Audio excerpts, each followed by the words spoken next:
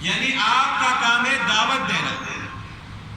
قیامت کے دن آپ سے یہ نہیں پوچھا جائے گا کہ اس نے ایمان کیوں نہیں لایا، اس نے ایمان کیوں نہیں لایا. آپ دعوت دیں، اگر وہ ایمان نہیں لاتے تو اس کے بارے میں آپ سے نہیں پوچھا جائے گا. آپ اپنے آپ کو اس وجہ سے ہلاک نہ کریں. تو رسول اللہ صلی اللہ علیہ وسلم کے سامنے جو لوگ تھے ان کو بھی رسول اللہ صلی اللہ علیہ وسلم نے گمراہی سے بچانے کی کوشش کی، اور رسول اللہ صلی اللہ علیہ وسلم کے بعد قیامت تک آنے والے جتنے لوگ ہیں رسول اللہ صلی اللہ علیہ وسلم نے ان کو بھی گمراہی سے بچانے کی کوشش اور فکر کی. تو جو رسول اللہ صلی اللہ علیہ وسلم کی تعلیمات ہیں وہ دو طرح کی ہیں. ایک تو شرعی مسائل ہیں کہ یہ چیز حلال ہے، یہ حرام ہے، یہ فرض ہے، یہ واجب ہے، یہ سنت ہے، یہ مستحب ہے. اور دوسری جو تعلیمات ہیں وہ آنے والے زمانے میں جو رسول اللہ صلی اللہ علیہ وسلم کی امت کو مسائل اور حالات پیش آنے تھے ان کے بارے میں رسول اللہ صلی اللہ علیہ وسلم نے اپنی امت کو آگاہ کیا کہ میرے بعد ایسا زمانہ آئے گا کہ لوگوں کو ایسے حالات اور مسائل پیش آئیں گے، تو اس وقت میری امت نے گمراہی سے بچنے کے لیے کیا کرنا ہے. اللہ تعالیٰ نے وحی کے ذریعے رسول اللہ صلی اللہ علیہ وسلم کو بتا دیا تھا کہ قیامت تک، آپ کے بعد قیامت تک آنے والا جو زمانہ ہے اس میں لوگوں کو کیا کیا مسائل پیش آئیں گے، کیسے فتنے رونما ہوں گے. تو ان کے بارے میں رسول اللہ صلی اللہ علیہ وسلم نے اپنی امت کو بتایا کہ جب ایسے حالات پیدا ہو جائیں تو آپ نے یہ کام کرنا ہے. تو ایسے حالات کہ جب انسان حق اور باطل کے درمیان فرق نہ کر سکے،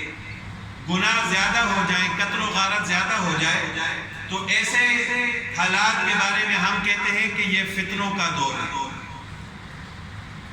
اور حدیث کی کتابوں میں محدثین نے باقاعدہ ایک باب قائم کیا ہے کہ ابواب الفتن، اور ان میں ان احادیث کو جمع کیا ہے کہ جن کے بارے میں جن احادیث کے اندر رسول اللہ صلی اللہ علیہ وسلم نے اپنی امت کو آگاہ کیا ہے کہ آنے والے زمانے میں ایسے فتنے رونما ہوں گے، اور جب ایسے حالات پیدا ہو جائیں تو آپ نے اپنے آپ کو کیسے بچانا ہے. تو فتنوں کے بارے میں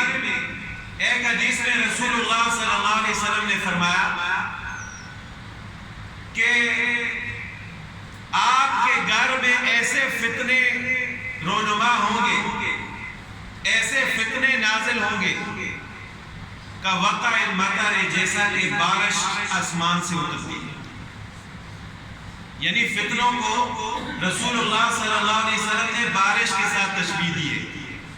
کہ جس طرح بارش مسلسل آتی ہے، ایک قطرہ آتا ہے، دو آتے ہیں، پھر اس طرح مسلسل بارش آسمان سے اترتی ہے، تو اسی طرح آپ کے گھر میں فتنے بھی ہوتے ہیں. اور بارش کے ساتھ تشبیہ اس وجہ سے دی کہ جس طرح جب بارش ہوتی ہے تو ہر انسان بارش سے اپنے آپ کو بچانے کی کوشش کرتا ہے. پہلے تو وہ کوشش کرتا ہے کہ بارش میں گھر سے باہر نہ نکلے، اور اگر اس کو مجبوراً نکلنا پڑتا ہے تو وہ اپنی حفاظت کر کے نکلتا ہے تاکہ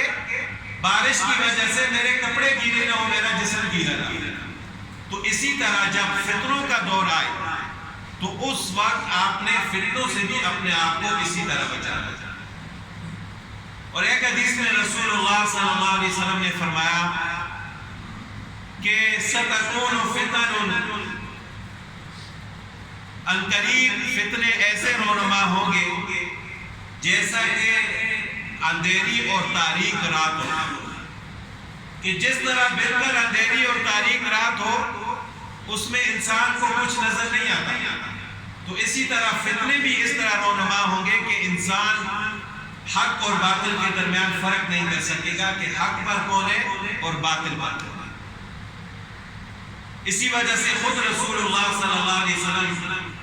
یہ دعا فرماتے تھے کہ اللہم انی اعوذ بک من الفتن ما ظہر منها وما بطن، کہ یہ اللہ میں ہر ظاہری اور